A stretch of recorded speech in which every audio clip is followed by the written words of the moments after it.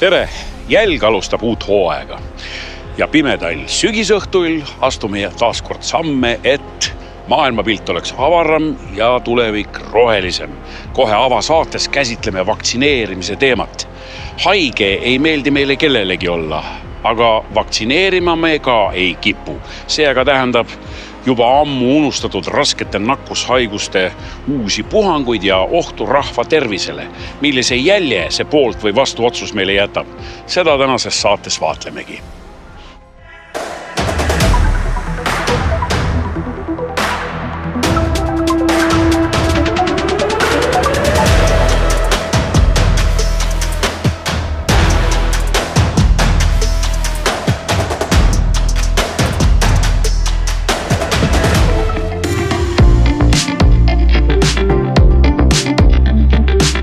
Ilma põhjuseta ei jää meist naljalt keegi haigeks. Ikka on selles süüdi mõni haiguse tekitaja. Bakter või viirus, mis meie kehas palaviku, valu ja kõikvõimalike teiste sümptomite näol käivitab väga ebamugavad protsessid. Meie parimaks võimaluseks jälle terveks saada on toetada oma immuunsüsteemi, mis pahalase organismi sattudes aktiveerub, toodab haigusspetsiifilisi immuunrakke ja antikehi ning kurja juurega loodetavasti võidukalt ühele poole saab. Me saame öelda, et meie keha immuunsüsteem on hästi paindlik. Ta on õppimisvõimeline. Ta suudab selle pahalase näo ära tunda, jätta selle meelde ja hiljem, kui me kohtume selle sama haigustekitajaga, siis meie organism tunneb juba ära, et ahaa, see on see pahalane, see on see terrorist, ta oli sellise näoga ja meil on olemas tööriistad juba, millega siis selle haigustekitaja vastu võidelda niimoodi, et me ei jää enam haigeks. Kui näiteks mõelda veel ühe näite peale nagu tuulerõuged, siis enamasti põevad inimesed tuulerõugeid lapse eas ja hiljem nad sellesse haigusesse enam ei jää, sellepärast et nad on juba saanud enda kehasse selle immuunsuse. Nendel on need mälurakud, mis vajadusel toodavad antikehi, kes siis organismi sattunud tuulerõuge viiruse kiiresti ära koristavad. Aga vaktsiin on tegelikult siis selline asi, mis sisaldabki haigustekitajat, aga mitte siis sellist haigustekitajat, nagu meil siin keskkonnas võib ringelda, vaid see haigustekitaja on mingisugusel viisil tehtud vigaseks või sandistatud. Vaktsiini hästi oluline omadus on ka see, et see ei tohi meid teha haigeks. Et meil võivad küll esineda mõned sümptomid sõltuvalt vaktsiinist, aga me ikkagi saame immuunsuse seeläbi, et me ise haigeks ei jää, tõsiselt haigeks ei jää. Kuigi vaktsiinide tööpõhimõte on sama, aidata immuunsüsteemil end potentsiaalse haiguse tekitaja sissetungiks ette valmistada, on nende tootmistehnoloogiad ja koostisosad ajas oluliselt efektiivsemaks ja turvalisemaks muutunud. Siiski on vaktsineerimine korraga riiklik ja globaalne küsimus, kus otsustajaks ikka ja ainult inimesed ise. Tõesti, Eestis vaktsineerimise hõlmatusega ei ole väga kiita. Et kui võtta võrdluseks Euroopa keskmised, siis Eesti jääb ikkagi sinna alla otsa. Et teatud vaktsineerimiste selline hõlmatus või keskmine hõlmatus Euroopas jääb selline 93–94% juurde. WHO vist lausa tahab 95%. Jah, soovituslik on 95%. Siis Eestis nende samade vaktsiinide hõlmatused on viimastel aastatel olnud selline 83% või 84%. Eks see langus on juba pikka aega tegelikult kestnud, et viimati olid seal 95% juures Eestis hõlmatused 2017–2018 ja sealt alates on siis selline väike langus kogu aeg olnud. Eks see COVID-i pandeemia aja pani jällegi oma sellise väikse lükke sinna juurde.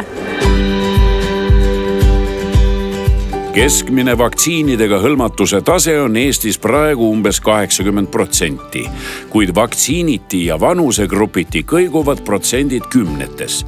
Sellise protsendiga on Eesti koos Montenegro ja Moldovaga üks Euroopa madalaima vaktsineerimishõlmatusega riike. Leetrid, mumps, punetised tavaliselt tehakse 2 doosi, üks siis 1-aastasena ja teine siis 13-aastasena. Et kui üheaastasena tehtud vaktsiinid jäävadki sinna 83% juurde, ehk siis ikkagi pea 20% on meil neid lapsi, kes on vaktsineerimata. Siis kui tehakse see teine doos, siis seal on see langus isegi veel suurem, et seal jääb see vaktsineeritud laste hõlmatus selline 73-74%, mis on ikka tunduvalt alla selle soovituslikku. Hõlmatust vaadatakse ennekõike konkreetse vanusegrupi ja vaktsiini järgi ja ka siin joonistuvad välja põnevad valikud.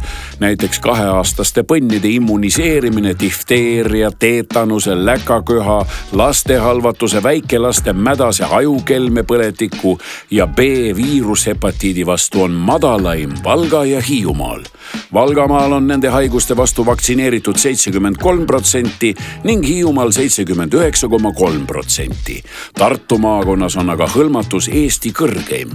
Seal on nende haiguste vastu vaktsineeritud 90,3% 2-aastastest lastest. Kindlasti ei saa öelda, et on üks tüüpiline inimene, kes ei vaktsineeri.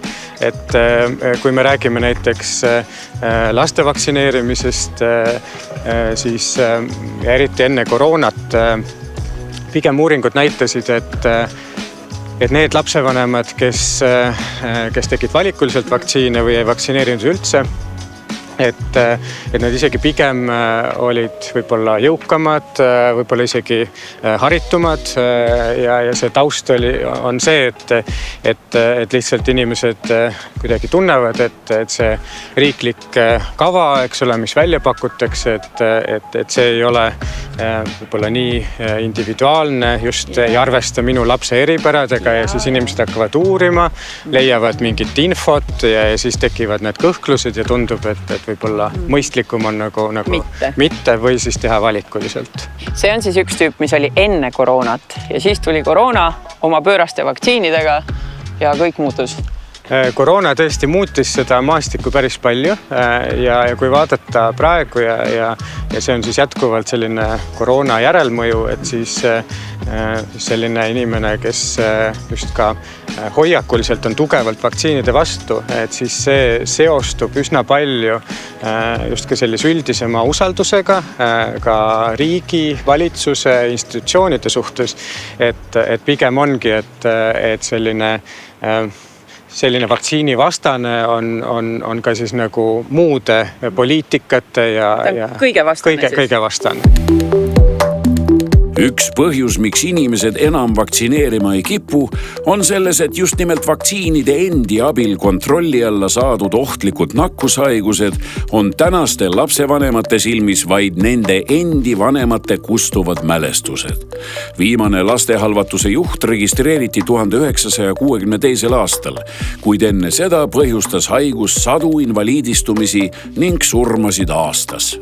Ehk lastehalvatus põhjustab närvisüsteemi häired, tekib lõtvhalvatus, mille käigus võib tekkida ka lõtvhalvatus hingamislihastes. Ehk et inimene, kes seda haigust põeb, ei jõua hingata ja vajab hingamisaparaadi tuge. Aga lastehalvatus on maailmas, ta on viirushaigus, ta on maailmas looduslike kolletena. Me reisime ja meile reisitakse. Ehk et minnas reisile Kagu-Aasiasse, ka teatud Aafrika piirkonnas, me võime tuua kaasa. Ka need, kes tulevad sealt siia, võivad seda viirust kaasa tuua. Ma arvan, et see umbes 15 aastat tagasi püüti Euroopat kuulutada lastehalvatuse vabaks.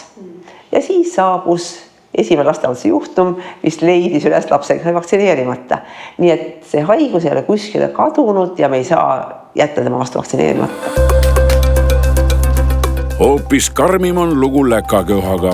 2023. aastal registreeriti Eestis kõigest 30 haigusjuhtu, kuid eelmisel aastal põdes rasket köha juba 250 inimest. Kas teie patsientide hulgas on olnud neid ka, kes ei vaktsineeri oma last ja laps on saanud läkaköha või ma ei tea, mõnda teist sellist ikkagi levivat nakkushaigust? Kui ma vaatasin lastehaiglas olnud laste statistikat, siis 2024-2025 on meil ravil olnud 44 last läkaköhaga. Nendest 18 olid vanusest 0-6 kuud. Eesti vaktsineerimise kalendris me saame hakata vaktsineerima alates 3. elukuust. Ehk et lapsed siis nüüd sünnist kuni 3. elukuuni on see kõige ohustatum klientuur. Ehk et nemad võivad saada haiguse, sest neid veel ei ole saadud vaktsineerida. Ja nagu me näeme, et tegelikult umbes pooled haiglaravil olnutest olidki need tited, kes ei jõuagi öhida, kellel läkaköha ongi tõsine haigus. Mõni laps oli korduvalt haiglas, et ta ikkagi ei saanud ka kodus hakkama ja tuli tagasi. Kas kõik pääsesid eluga? Jah, seda kindlasti. Aga Eestis on olnud ka surmajuhtele ka kaasa. Eestis on vaktsiine saada 29 erineva haiguse vastu.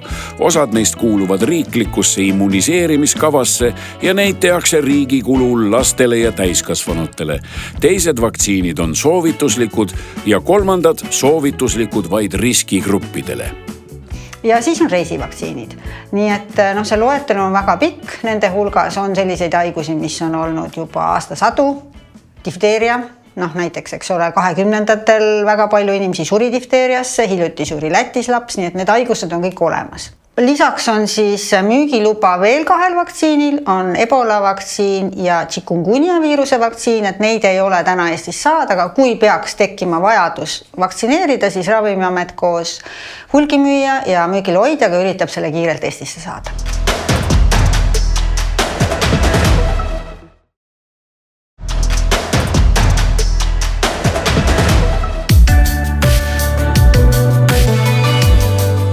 No mis siis juhtub, kui nüüd see hõlmatuse protsent kukub alla kriitilise normi? Kindlasti on mingi kriitiline piir.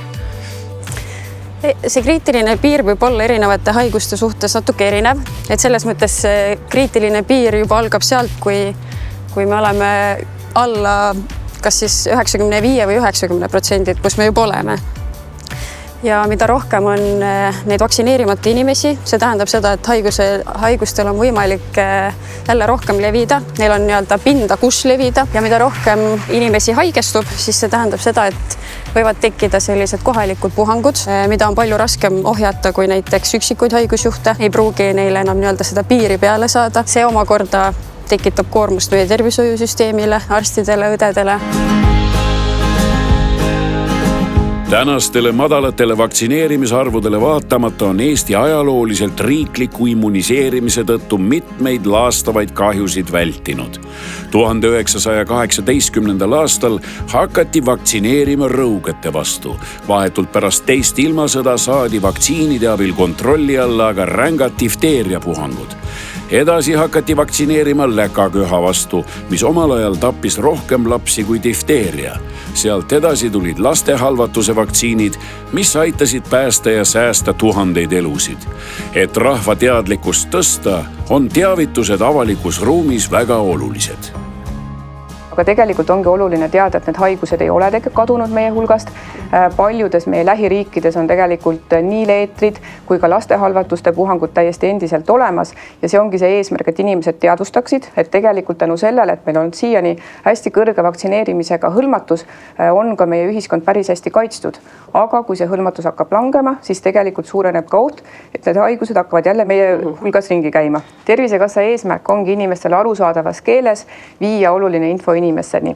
Ehk et siis kõik need vaktsineerimised, mis on inimestele immuniseerimiskava järgselt tagatud, nende kohta me ka tegelikult kommunikatsiooni teeme ja me püüamegi just jälgida, et see kommunikatsioon oleks inimestele hästi arusaadav. Tallinna 16. keskkoolis teevad lapsed läbi arstliku kontrolli. Neil seisab eest lastehalvatuse vastane vaktsineerimine.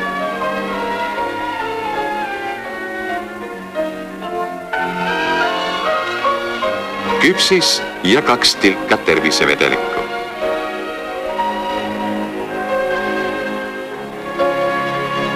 Marika Pritsile maitseb see hästi.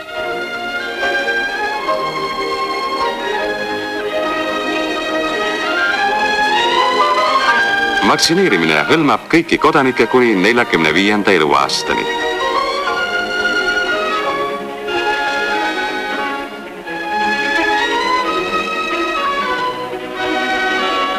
Justkui enne lõunat teine lauast läbikäimine, kuid seda tuleb teha kuuajaliste vaheaegadega 3 korda. Siis ei hakka teie tervise külge ükski kardetavat õmet isik. Täna kuulub laste riiklikusse immuniseerimiskavasse 12 vaktsiini, millest uusim HPV vaktsiin.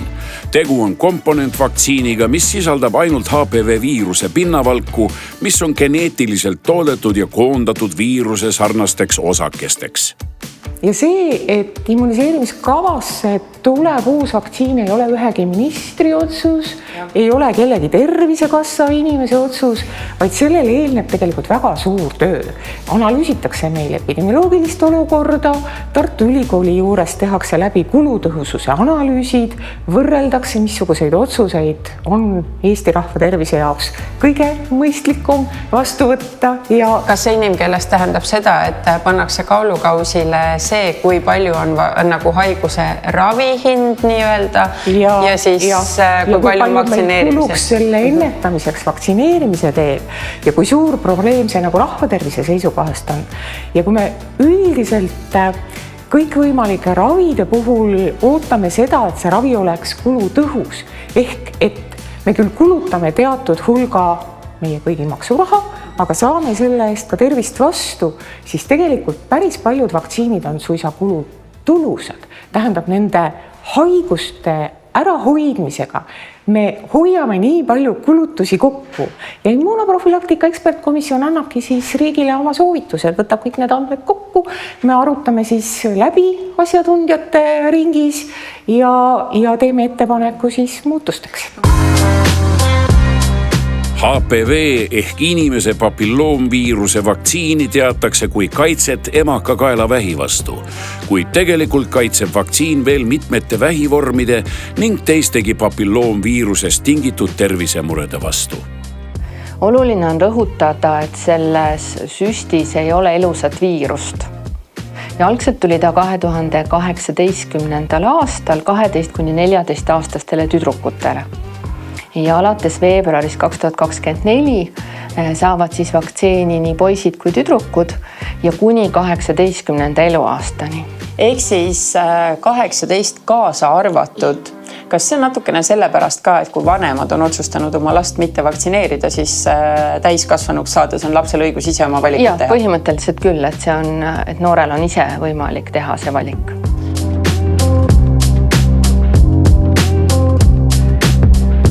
HPV vaktsiini on kõige õigem manustada enne suguelu algust, sest vaktsiin on ennetamiseks ja nagu kõikide ennetavate asjadega me peame enne kokkupuudet seda manustama.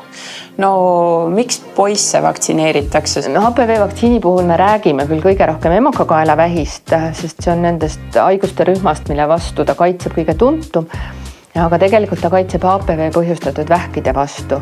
Ja pärakuvähk, suuneeluvähk esinevad poistel täpselt samamoodi kui tüdrukutel, ehk siis meestel ja naistel võivad nad mõlemal esineda.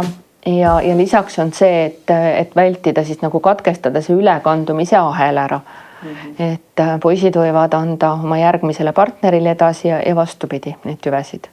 Ühe vaktsiini riiklikusse immuniseerimiskava võtmine ei ole tegelikult kellegi suvaline otsus, vaid siin eelneb väga pikk eeltöö, miks see vaktsiin siia riiklikusse immuniseerimiskava tuli. Kas maailmas on nii palju häid näiteid vaktsiini tõhususest, vähestest kõrvalnähtudest? Need kõrvalnähud ei ole väga tõsised, et alati on sellised süstekoha probleemid, et võib olla punetada, valutada, tekkida verevalum, on üksikud allergilised reaktsioonid ja muud kõrvaltoimed on üliharvad.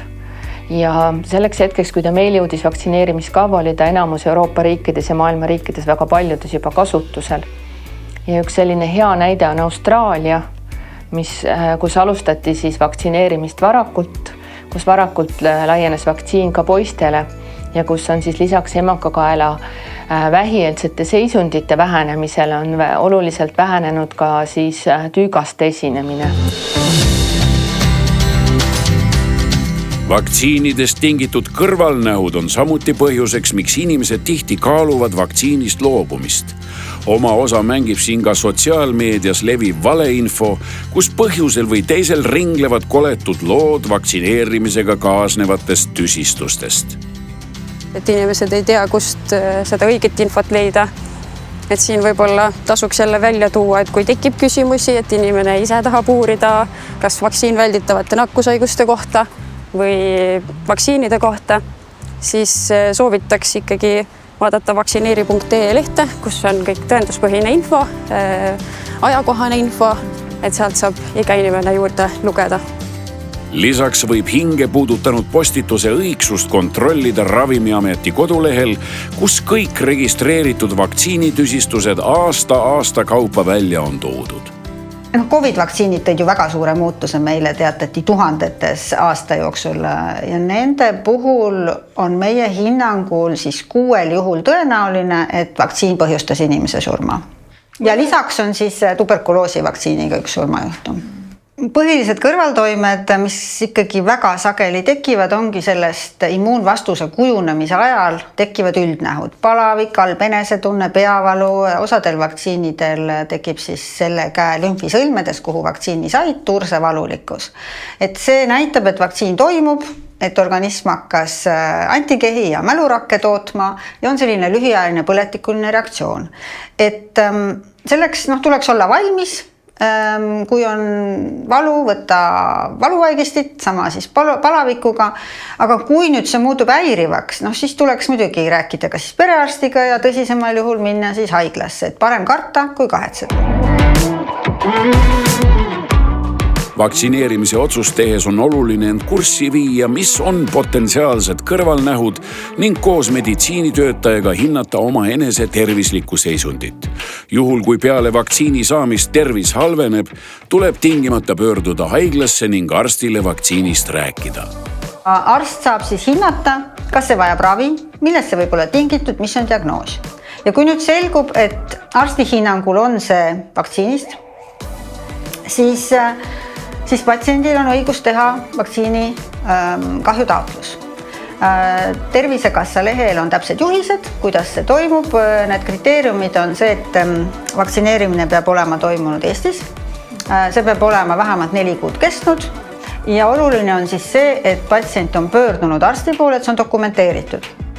Ja ei piisa sellest, et saadad arstile e-kirja, et mul nüüd on väga raske terviseseisund. Arst peab sind nägema, objektiivselt hindama, analüüsid, uuringud, määrama ravi ja diagnoosi.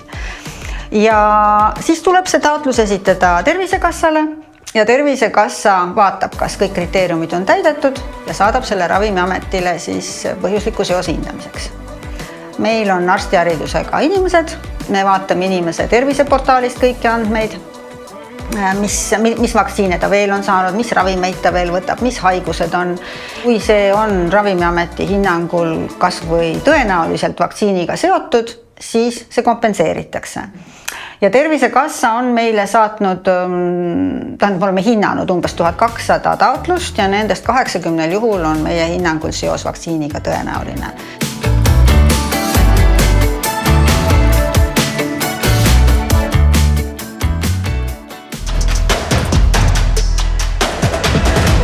Mis seal muud kui olgem hoitud, sest kohe algavas viiruste hooajas ja tugevat tervist meile kõigile.